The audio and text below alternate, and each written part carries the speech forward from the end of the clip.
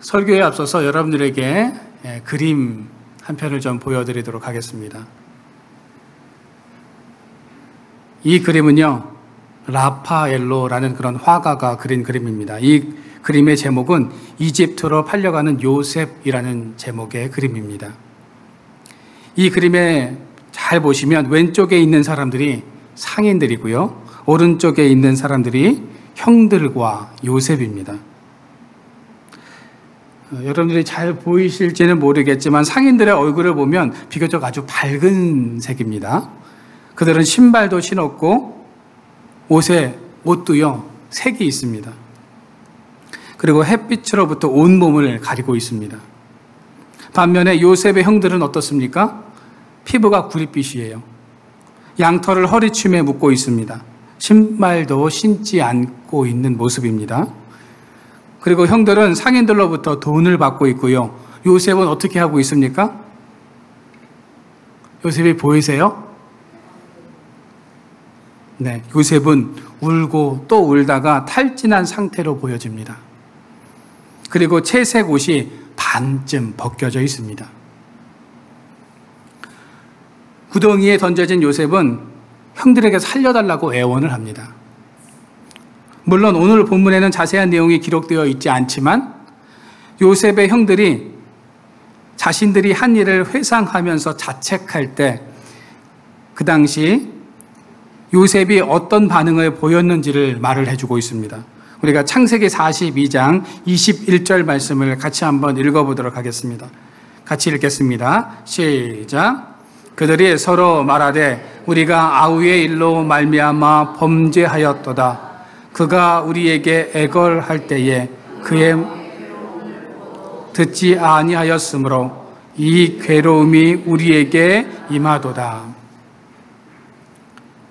그때 형들은 아주 매정하게 등을 돌리고 앉아서 요셉이 가져온 음식을 먹고 있었습니다. 자신들의 동생은 살려달라고 애원을 하고 있는데 어찌 이렇게 태연하게 등을 돌리고 앉아서 식사를 할 수 있었을까요? 우리는 이 모습을 보면서 두 가지를 추측해 볼 수 있습니다. 그들의 분노가 어느 정도였는지를 알 수 있다는 것이고요. 또 한 가지는 애원하는 모습 속에서 눈 하나 깜짝하지 않는 그들의 모습을 보면서 그들이 얼마나 냉혹하고 잔인한 사람들이었는가를 우리가 알 수 있다는 겁니다. 아무리 막 분노가 치밀어 올랐어도 애원하는 동생을 보면 어때요? 때로는 측은한 마음이 들기도 합니다. 막 저놈을 내가 가만두지 않겠다라는 그런 분노의 마음을 가지고 있었어도요, 그 웅덩이에서 살려달라고 애원하고 또 애원하는 그 동생의 모습을 보면 사람이라면 그 마음이 요동해서 그래, 내가 죽이려는 그런 마음을 가지고 있었는데 그래, 죽이는 건 좀 그렇지, 저기서 꺼내줘야지 하는 그런 마음을 가지는 것이 사람의 마음이다라는 겁니다. 그런데 이 요셉의 형들은 그렇지가 않았다는 겁니다. 그들은 채색 옷을 벗기고 구덩이에 던져진 순간 요셉을 마음속에서 완전히 지워버렸습니다. 형들은 요셉을 이미 죽은 사람처럼 취급하고 있다는 겁니다. 그렇게 형들은 요셉을 노예로 팔고 그의 피 묻은 채색 옷을 가지고 집으로 돌아갑니다. 벗겨진 요셉의 채색 옷은요, 그가 죽었다는 증거물로 변신하게 됩니다. 요셉의 형들은 그 채색 옷을 찢고 거기에 인간의 피와 비슷해 보이는 염소의 피를 바른 다음에 아버지에게 그것을 슬며시 드립니다. 야곱은 요셉이 사나운 짐승에게 잡혀서 죽었다라고 생각을 하고 통곡을 하죠. 야곱이 그 아들들에게 완전히 속고 있습니다. 여러분, 우리는 이 장면을 보면 어떤 장면이 떠오르십니까?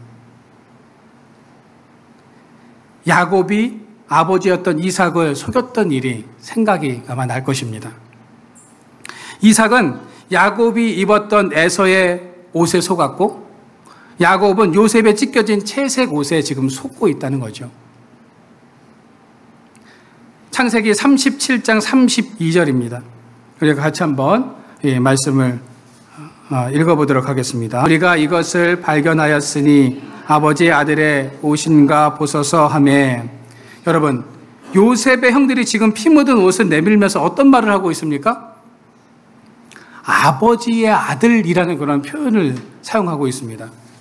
이 표현은요, 야곱의 편애를 꼬집고 있는 표현입니다. 요셉은 아버지의 아들인지는 모르겠지만 그는 우리의 형제가 아니라는 이 적개심이 드러나고 있는 표현이다라는 거죠. 요셉의 형들이 피 묻은 옷을 아버지에게 내밀었던 것은 야곱 스스로 이 사건을 유추해 보라는 것이었습니다. 자신들도 찢겨진 이 채색 옷을 발견했을 뿐 요셉이 어떻게 되었는지 잘 모르니 아버지 스스로가 결론을 내리라는 의미로 이 옷을 아버지에게 내밀고 있었던 것입니다. 사실 자녀들의 이런 교활함은 누구로부터 배운 것일까요? 아버지 야곱입니다. 그들도 아버지에게서 그 교활함을 보고 배운 것입니다. 요셉의 형들은 피 묻은 옷을 가져왔고 그 옷을 본 야곱은 요셉이 악한 짐승들에 의해서 잡아먹혔다고 생각을 하면서 소리를 지르고 통곡을 합니다. 그 시가 애굽으로 팔려간 요셉은 채색 옷 대신에 어떤 옷을 입었습니까? 종의 옷, 노예의 옷을 입고 보디발의 집에서 노예로서의 새로운 삶을 살아갑니다. 하나님은 요셉을 아주 철저하게 밑바닥부터 연단시키고 있다는 거죠. 요셉은 하루아침에 모든 삶이 다 바뀌어져 버렸습니다. 자신이 입고 있던 채색 옷이 벗겨지더니 이제는 종의 옷을 입고 보디발의 집에서 노예의 삶을 살기 시작했다는 거죠. 보디발은 바로의 친위 대장이라고 성경은 이렇게 말씀하고 있습니다. 여기서 친위 대장이라는 이 말은요, 왕을 최측근에서 경호하는, 오늘날로 말하면 대통령 경호실장 정도의 그런 권한을 가지고 있는 사람이라고 보시면 되겠습니다. 대단히 큰 권세를 가지고 있는 사람이다라는 거죠. 그의 집에는 많은 종과 함께 죄를 범한 왕의 신하들만을 가두는 감옥이 있었습니다. 이 삼엄한 집에서 요셉은 노예의 삶을 시작합니다. 지금까지 요셉은 고급스러운 채색 옷을 입고 아버지의 사랑을 독차지하면서 살아왔는데 어느 날 갑자기 인생의 맨 밑바닥으로 떨어져 버렸다는 거죠. 자유는 상상도 할 수 없는 노예가 되어버리고 만 것입니다. 요셉이 보디발의 집에서 어떤 노동을 했는지는 정확히 알 수는 없지만 보디발의 눈에 자주 보이는 집안일을 했던 것으로 보여집니다. 그는 노예의 옷을 입고 가장 밑바닥 일을 하기 시작했던 것입니다. 그러면 요셉이 노예이면서도 그의 삶이 빛났던 이유는 무엇이었을까요? 첫째로 하나님이 잘되게 하셨기 때문입니다. 39장 2절 말씀을 우리가 다시 한번 읽어보도록 하겠습니다. 같이 읽겠습니다. 시작.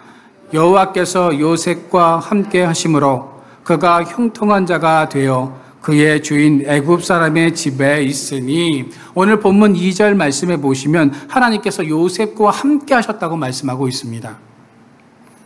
요셉은 노예의 옷을 입고 있지만 그가 하는 일마다 하나님께서 잘되게 하셨다는 겁니다. 오늘 본문에서는 그것을 형통이라고 이렇게 말하고 있습니다. 즉 요셉 한 사람 때문에 이 보디발의 집에 복이 임하고 있다는 거죠. 오늘 3절 말씀을 우리가 공동 번역으로 한번 읽어보도록 하겠습니다. 같이 한번 읽어보겠습니다. 시작. 주인은 야훼께서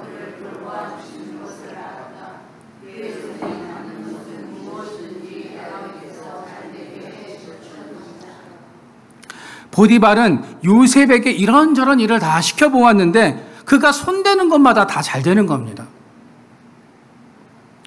보디발은 요셉의 하나님이 그와 함께 하시고 그를 도와주시고 형통케 하신다는 사실을 알게 된 것입니다. 여러분, 형통하다라는 이 말은요, 히브리어로 찰라흐입니다. 찰라흐는 성공하다, 번성하다, 승리하다라는 그런 의미를 가지고 있습니다. 또한 하나님의 영이 그 사람에게 임하다, 또는 하나님 자신이 인간에게 나타날 때 사용하는 단어가 바로 이 찰라흐입니다. 이방인이었던 보디발은 하나님의 영이 요셉에게 임하여서 요셉이 하는 것마다 잘 되는 것을 눈으로 지금 보고 있다는 거죠. 요셉이 비록 노예의 옷을 입고 있지만 요셉의 모습 속에서 보디발은 하나님이 어떤 분이신가를 알게 되었다는 겁니다. 그래서 보디발은 요셉을 가정 총무로 세우고 자신의 모든 재산을 그에게 맡깁니다. 창세기 39장 5절 말씀입니다. 우리가 새 번역으로 한번 좀 읽어볼까요? 같이 한번 읽어보도록 하겠습니다. 시작. 그가 요셉에게 자기 집안 일과 그 모든 재산을 맡겨서 관리하게 한 그때부터 주께 내리셨다. 그래서 내리시는 복이 주인의 집 안에 있는 것이든지 밭에 있는 것이든지 그 주인이 가진 모든 것에 미쳤다. 여러분, 오늘 본문에서 놀라운 사실은 보디발이 요셉에게 자기 재산을 다 관리하게 맡긴 그때부터 하나님의 복이 그 가정 가운데 임하게 되었다는 겁니다. 그 전에도 하나님의 복이 임하는 것을 느끼고 알았지만 자신의 모든 것을 맡겼을 때 더 큰 하나님의 복이 임하게 된다는 사실을 지금 눈으로 목격하고 있습니다. 여러분, 만약 여러분들이 보디발이라면 어떻게 행동하시겠습니까? 요셉이 하는 일마다 막 잘 돼요. 손 대면 손 대는 것마다 다 하나님의 놀라운 은혜와 복으로 넘쳐납니다. 여러분들의 보디발의 입장이어도 아마 자신의 모든 재산들을 다 요셉에게 맡겼을 것입니다. 여러분, 요셉 한 사람 때문에 이 보디발의 집에 있는 모든 소유물에 하나님의 복이 임하고 있습니다. 심지어 요셉이 밭을 관리하면 소출이 배가 되고요. 가축을 관리하면 그 가축의 수가 점점 더 늘어납니다. 뿐만 아니라 보디발의 집에 있는 모든 사람에게 복이 미쳤다는 겁니다. 이 모습을 보디발만 보고 있는 것이 아니라 그 집안에 있는 모든 사람들이 누구나 다 알 정도였다라는 겁니다. 여러분, 한 사람이 얼마나 중요한지 모릅니다. 그 한 사람 때문에 가문이 멸망하기도 하고요. 그 한 사람 때문에 하나님의 복과 영광으로 넘쳐나기도 한다는 겁니다. 아간 한 사람 때문에 그 가족과 모든 소유물이 멸문지화를 당하였고, 요셉 한 사람 때문에 보디발의 가정에 하나님의 복으로 넘쳐났다는 거죠. 아담 한 사람 때문에 죽음이 사람들에게 임하게 되었고, 예수 그리스도 그 한 사람 때문에 우리가 구원을 받고 영원한 생명을 얻을 수 있는 것 아닙니까? 여러분들은 가정과 자녀들, 교회와 주변 사람들에게 어떤 영향력을 주고 계십니까?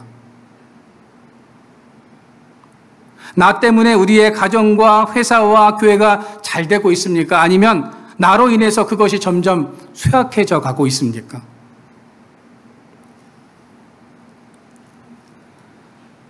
여러분들은 가정을 살리시는 그런 분들이십니까? 아니면 가정을 무너뜨리시는 그런 분들이십니까? 교회에서 사람들을 격려하고 믿음으로 바로 설 수 있게끔 도와주시는 그런 분들이십니까? 아니면 분란과 다툼을 일으키고 시험에 들게 하는 그런 분들이십니까? 이웃들에게 그리스도의 사랑을 전하는 분들이십니까? 아니면 하나님의 이름을 욕되게 하고 하나님의 이름을 망령되이 일컫게 하는 그런 분들이십니까? 여러분, 나는 어떤 사람인지를 나의 삶을 한번 우리가 돌아보아야 할 필요가 분명히 있습니다. 가족들에게 피해를 주고 사람들과 분란과 다툼을 일으키고 하나님의 영광을 가리는 사람은 아닌가?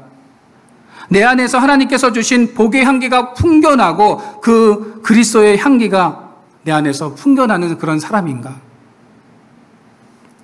여러분, 바라기는 여러분들 안에 하나님께서 주시는 복의 향기, 예수의 향기로 넘쳐나기를 바랍니다. 믿지 않는 사람들에게 저 사람은 정말 그리스도인이야 라고 인정받는 그 영적인 한 사람들이 되시기를 주님의 이름으로 축원드립니다. 두 번째로 긍정의 삶을 살았기 때문입니다. 오늘 4절 말씀입니다. 제가 읽어드리겠습니다. 요셉이 그의 주인에게 은혜를 입어 섬김에 그가 요셉을 가정 총무로 삼고 자기의 소유를 다 그의 손에 위탁하니. 우리는 요셉이 모든 일을 긍정적으로 받아들이고 있음을 오늘 말씀을 통해서 발견하게 됩니다. 4절에 보시면 보디발은 요셉이 지금까지 일 처리하는 것을 눈여겨보고 있었습니다. 그런데 요셉이요, 너무 센스 있게 가정 일들을 너무 잘합니다. 하나님이 도우셔서 하는 것마다 잘 되는 것을 보고 요셉으로 가정 총무로 삼고 그에게 자신의 모든 재산을 다 위탁합니다. 여러분, 만약 요셉이 형들만 원망하고 자신의 처제를 한탄하면서 살았다면, 그리고 자신에게 맡겨진 그 일들을 감당하지 않고 슬퍼하면서 나는 언제쯤 고향으로 돌아가고 집으로 돌아갈 수 있을까를 걱정하면서 근심하면서 살았다면 아마 그는 노예의 신세를 면하지 못했을 겁니다.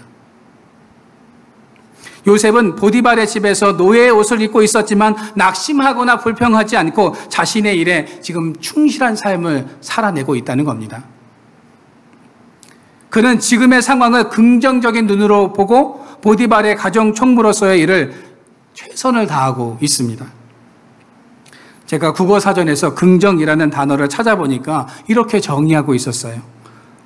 그러하다고 생각하여 옳다고 인정함이라고 정의하고 있었습니다.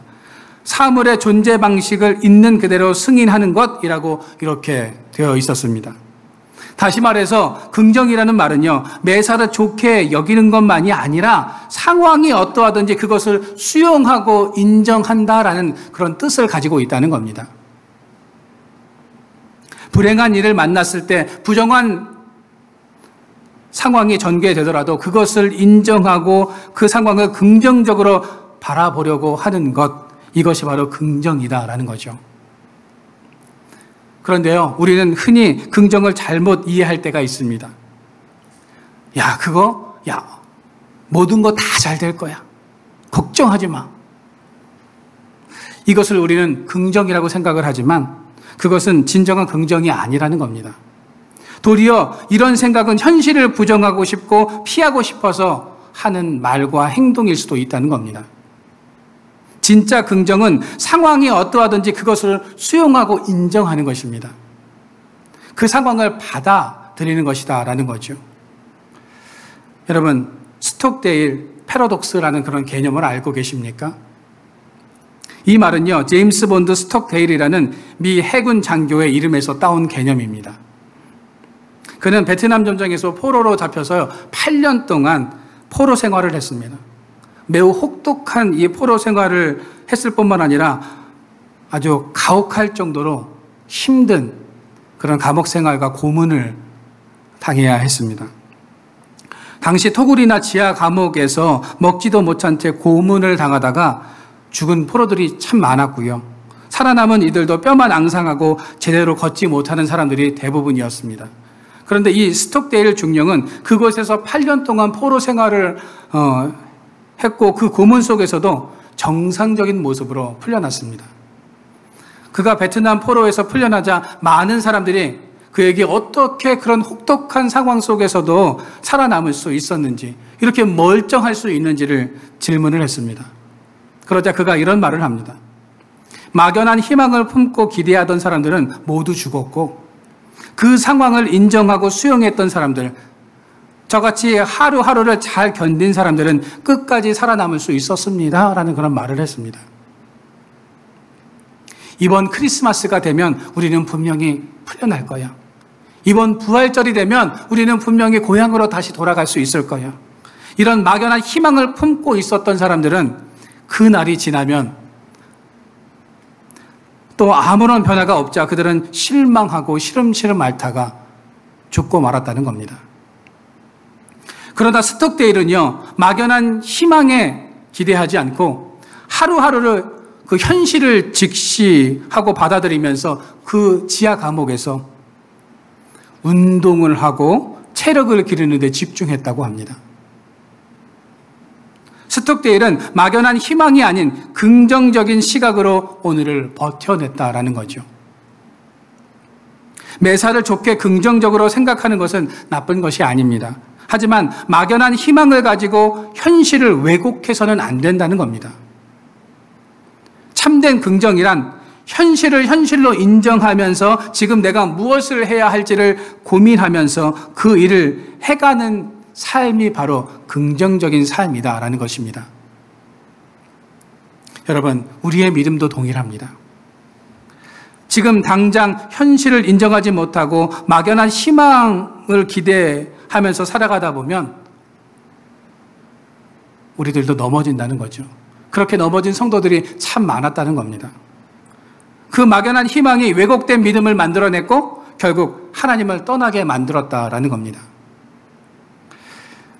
긍정이란 무조건 잘 될 것이라고만 생각하는 것이 아니라 현실을 인정하고 지금 나의 삶의 최선을 다해야 한다는 겁니다. 내가 지금 할 수 있는 일에 열정적으로 열심을 다해야 한다는 거죠. 초대교회 가운데 하늘만 바라보면서 사는 사람들이 있었습니다. 주님께서 금방 다시 오실 텐데 가정이 뭐가 필요하고 물질이 뭐가 필요하고 자녀가 왜 필요하며 직업이 왜 필요해, 이런 모든 세상적인 거 다 쓸데없어, 그러면서 하늘만 바라보고 살았던 사람들이 있었습니다. 이런 사람들에게 사도 바울은 데살로니가 후서를 통해서 이렇게 권고합니다. 종말이 가까워진다 해도 현재의 삶에 충실해야 합니다 라고 이렇게 말을 합니다. 다가올 하나님의 나라를 사모하면서도 현재 사회에서 빛과 소금의 역할을 온전히 감당해야 한다라는 이런 말을 했던 것입니다. 요셉은 지금 자신이 노예임을 인정하였습니다. 예전에 채색 옷을 입었던 과거를 묵상하면서 형들을 원망하는 그런 삶을 살지 않았다는 거죠. 그는 자신을 절망의 노예, 낙담의 노예가 되지 않도록 했습니다. 비록 미래는 알 수 없지만 하나님께 기도하면서 지금 노예의 삶을 버텨냈다는 거죠. 요셉의 이런 긍정적인 삶의 태도 위에 하나님께서 형통의 복을 허락하여 주신 것입니다. 그는 노예의 신분이었지만 노예의 삶을 살지 않았습니다. 하나님께서 부어주시는 복을 누리면서 긍정의 삶을 살았던 것입니다. 여러분, 바라기는 비록 현실이 녹록하지 않다 하더라도 낙담의 노예, 절망의 노예가 되지 않기를 바랍니다. 막연한 희망과 기대감을 가지고 살아가다가 하나님을 원망하는 그런 삶이 아니라 오늘 하루 내가 할 수 있는 일에 최선을 다하면서 긍정적인 이런 삶을 살아가는 우리 모두가 되어지기를 주님의 이름으로 축원드립니다. 마지막 세 번째로요, 하나님이 보고 계시다는 믿음을 소유하고 있었기 때문입니다. 여러분, 사자성어 중에 호사다마라는 그런 말이 있습니다. 어떤 말입니까? 좋은 일에는 항상 마가 낀다, 항상 방해가 있다라는 말입니다. 지금 요셉은 노예의 옷을 입고 행복한 삶, 자유한 그런 삶을 그나마도 살고 있었습니다. 많은 사람들에게 관심과 사랑을 받고 있었고요, 인정도 받고 있었습니다. 그런데 그 요셉을 빗나간 시선으로 바라보고 있는 한 여인이 있었습니다. 그 여인이 누구일까요? 보디발의 아내였습니다. 요셉은 어머니를 닮아서 용모가 아주 빼어나고 아름다웠습니다. 그 용모를 보고 아마 보디발의 아내가 마음을 빼앗겼던 것 같습니다. 그래서 요셉을 유혹하죠. 창세기 39장 7절 말씀입니다. 제가 읽어드리겠습니다. 그 후에 그의 주인의 아내가 요셉에게 눈짓하다가 동침하기를 청하니, 남편인 보디발이요, 공무로 인해서 집에 잘 들어오지 못합니다. 너무 바빠요. 그러다 보니까 이 보디발의 아내는 용모가 아주 빼어난 요셉에게 지금 눈길을 주고 있다는 거죠. 그녀는 자신의 지위를 가지고 요셉을 유혹하고 때로는 위협하기도 합니다. 여러분, 당시 보디발의 아내의 말을 거역한다는 것은요, 있을 수가 없는 일입니다. 남편이 아무리 아끼는 노예여도요, 그녀의 말 한마디면 요셉은 죽을 수도 있었습니다. 그녀의 말 한마디에 생사가 걸려 있었다는 거죠. 요셉의 입장에서는 보디발에게도 잘 보여야 하지만 그 안주인에게도 잘 보일 필요가 분명히 있었습니다. 그런데 요셉은 두 가지 차원에서 신의를 지키고 있습니다. 첫째는요, 자신의 주인인 보디발과의 그런 신의를 지키고 있습니다. 요셉은 아무리 자기가 노예였지만 해야 할 일과 해서는 안 되는 일을 지금 구분하고 있다는 겁니다. 그래서 보디발의 아내를 피해 다녔습니다. 두 번째는요, 하나님과의 신의를 지켰습니다. 요셉이 보디발의 아내의 유혹을 거절한 것은 하나님께서 정해놓으신 울타리를 넘는 것이 큰 죄악임을 알고 있었던 것입니다. 여러분, 하나님께서 우리의 삶에 울타리를 쳐놓으실 때가 있습니다. 하나님께서 우리의 삶에 그 울타리를 치는 이유는 우리를 올가매려고 하고 꼼짝 못하게 하려고 하는 것이 아니라 도리어 우리를 지키기 위해서 그 울타리를 치는 것인데, 때로는 그 사람들이요, 그것이 너무 답답하다면서 그 울타리를 넘어버릴 때가 있습니다. 하나님께서는 아담과 하와에게 에덴 동산에 있는 모든 것들은 네가 다 취하고 먹어도 되는데 선악을 알게 하는 나무 열매는 절대로 먹지 말라고 울타리를 쳐놓으셨습니다. 그런데 아담과 하와는 그 금단의 울타리를 넘어버립니다. 지금 요셉은 그 사실을 너무나 잘 알고 있습니다. 하나님께서 정해놓으신 울타리, 보디발과 정했던 그 울타리를 절대로 넘지 않겠다고 약속을 하였기에 그는 지금 신의를 지키고 있다는 거죠. 요셉이 죄악의 울타리를 넘지 않을 수 있었던 것은 하나님이 자신과 함께 하심을 늘 의식하며 살았기 때문입니다. 하나님께서 나를 지켜보고 계신데 내가 어떻게 그런 큰 죄악을 범할 수 있겠느냐 하는 그런 생각으로 하루하루를 늘 살아갔다는 거죠. 여러분, 우리도 이 사실을 잊지 말아야 합니다. 아무리 거역하기 힘든 유혹의 순간에도 우리가 기억해야 할 것은 절대로 넘어서는 안 되는 죄악의 울타리가 있다는 겁니다. 유혹이 올 때 그것을 이겨내고 때로는 피할 수 있는 지혜가 우리 가운데 있어야 한다는 겁니다. 요셉이 보디발의 아내를 피해 다니자 그녀가 이번에는요, 빠져나갈 수 없는 그런 계략을 꾸밉니다. 집안의 모든 사람들을 다 내보내고 요셉과 둘만 있는 상황을 만들어 놓고 유혹을 합니다. 요셉은 그녀를 피해 도망가게 되고 그 과정에서 어떻게 해요? 겉옷을 뿌리치고 그 현장에서 빠져나갑니다. 여러분, 요셉은 두 차례나 입고 있었던 옷이 누군가에 의해서 벗겨졌습니다.